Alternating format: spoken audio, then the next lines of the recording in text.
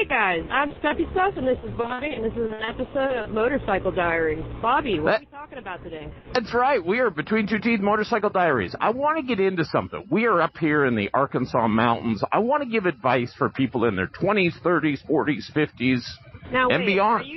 Are you the one to give advice to someone in their 20s? Hasn't it been a minute since you were 20? Yes. Okay. Wow, seriously? If it's been a minute since I was 20. It's been 2 minutes since you were 20. Oh, okay. You're not wrong. You're not wrong. So 20-year-old, let's say you're not in college, you're figuring things out.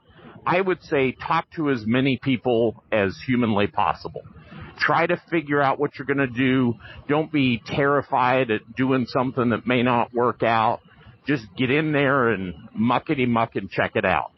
What do you think of that advice? No, I love it. So your 20s is time to make those big mistakes in life. And where I made a mistake is trying to be perfect in my 20s. I tried to have the perfect relationship nailed down. I tried to have the perfect applications to the perfect schools, and I never really got to make those kind of identity-defining mistakes in my 20s. I love what you're saying there, because you can recover. You know, just strictly look at financial things. You know, you can most risky in your 20s. Yeah, you can mess things up financially when you're 20. You do it when you're 65. Not such a great thing. So I love that. Now, what about in your 30s? It's just it puts you in a different. I know we're not to 30 yet though. We gotta okay. Well, no, I'm saying Gotcha. What do you do in your 20s? Now, let's say you're in college, you're at university in your 20s. You know, maybe you're in a major, you're trying to figure out a major. I would still say talk to as many people as you possibly can. Right, and be careful who and what influences you. It's just kind of like falling in love. Be careful who you fall in love with, and be careful who you put on a pedestal. Yes. Because it may not be all that it's cracked up to be, and it may not be. So, for instance, for me going through college and high school, I really had a lot of, the people I idolized were coaches and teachers, and I would look to them for advice on things. But if you also look at it, I'm asking, them to to give me advice on going to dental school or to do things that they've never done before. So try to find people, it seems very obvious now, but try to find people that have done what you're doing and make them as I get different people to tell you what to do, and then also get similar people to tell you kind of their experience. And while you're talking about that too, be careful with your friend group, because those are the people you're hanging around. And sometimes it's tough to select. I mean, I went to school, in an environment that was very different from my high school, and it was I just felt like, it was just a different environment. It was tough to have, there's only like a handful of people going into pre-med, and I was the only pre-med. Yeah, well, here's what I would say, though. I'm glad it was an experience different from your high school, because that's part of the college experience, too, is just getting outside of your comfort zone, something that's different. My boys ended up going to California for school from Texas. Entirely different experience. I think that can serve you well. Yeah, I love that, because, what I like about that decision is, and I know a little bit more of the backstory on it, I love that decision because it got them outside of, it was enough distance. Maybe that's what I'm looking for. At 20 years old, I was not ready to make decisions that went against what my parents wanted. And that held me back in ways that I didn't understand until I was 30. Yeah, that's interesting. And I guess at least with one of my chaps, it was quite clear that I would not have made the decision to go to California myself. We had a discussion about that, but then it was also, hey, you need to make this decision. I'll support you if you think this is the right thing for you. But that's what your 20s is about. Let's go ahead. Are we finished with 20s? Anything else you can? I'm just trying to think here. Yeah, I just, if I could do my 20s over again, I would try to find the courage to go against what my parents wanted. And it's not because the advice they had was bad advice. It's just because their set of experiences, if I wanted to be exactly like them, then I would have done exactly what they did. Yeah. But as my brother pointed out to me when I was, 30, he's like, why do you do everything mom and dad want you to do? Because he goes, I know you don't want to be like them. So he goes, you're making decisions that they would want, but you don't want the life they have. So what are you doing? And that kind of took me out of it. That's really good advice. The last thing I will say, as far as in the 20s, this is the Motorcycle Diaries. We're on motorcycles. We do get gritty. I would say watch your health pillars as far as, try to make sure you're getting sleep and exercise and your diet. You can get away with a lot of garbage stuff when you're 20s, but be careful with drugs and alcohol. I love beer. You and I both play on beer league hockey teams. We love IPAs, but alcohol, drugs can be a problem, and I think a lot of that kind of gets set in late teens and in the 20s, so be careful with that stuff. Yeah, and I guess, what say you? I had a different take on drugs and alcohol. You didn't drink. You were a college runner. I almost did 2 grades. I would say try pendulum. I know, I don't want to say experiment, but I think it's okay to... You're literally telling people to experiment with drugs and alcohol. Is that where we're going here? No, just because, but that's my experience. So part of talking to different, types of people is to get different experiences. Yeah. I wouldn't, it'd be hard for me to tell this to my kid, but just kind of thinking out loud, when I got to dental school, I had not really had a lot of alcohol, and it was a culture shock for me. Yeah.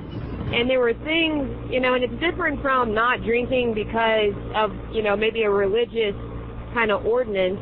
Right. But because I had definitely the free will and capacity to drink, I just never did because I was worried it would make me slow. And it was a whole big deal.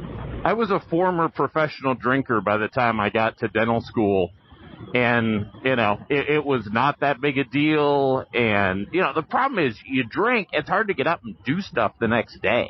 Oh, yeah. Oh, my gosh. My whole point, if you're on you... Dear. There we go. And, that's the cool thing about when you have, YouTube, you can see the deer that came across there. Good eyes. You got eyes like a fox. I could probably unpack some of that. I guess this is not a video recording. This is just audio. No, this is a video recording if they're on YouTube. So if you're on YouTube and you're seeing that, you can recognize that those situations are what kills motorcyclists. And the nice thing about what we're doing, although we're not paying as much attention because we're talking to you guys, what we are doing is going slow. Yeah. So for any of you guys doing this, and you can notice that we saw the deers fairly late, and we were still able to slow down, thankfully. And I slowed down almost to a stop because I knew that deer was probably going to run across the road versus trying to blow past them. Yeah. And what I do like about it, motorcycling allows me to have focused attention. And that's in part why I like these talks that we have on the motorcycles, because it kind of gets me in the zone. And to pivot to the 20s, there's going to be times where a deer's going to come out at you, and you got to be in a position and be prepared to act quickly. I love your reaction time. It'll be interesting to see this video for us. There's times in life you got to react, and you got to react quickly. So I'm glad you did that. It's also good to kind of bring up gratitude. There's a lot about that situation that we got really lucky on.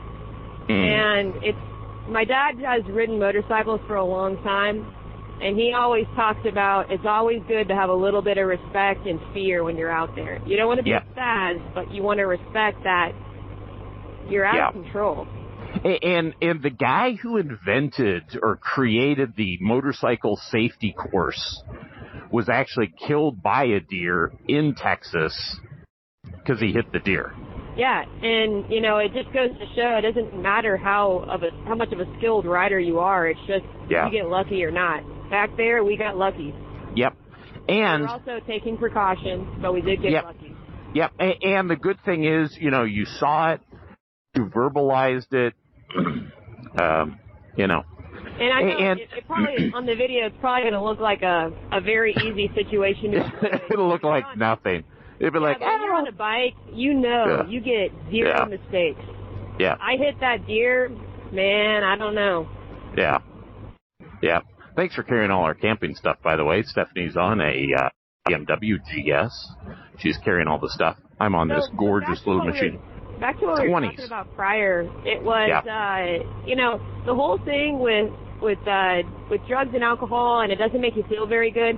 I didn't really get that. I was discovering that in dental school, which is probably which is a tough time to discover it. Yeah, exactly. Time because once you're in your professional school, I didn't have a dad or a mom that went to professional school. So all of this is bonus points for me and my family.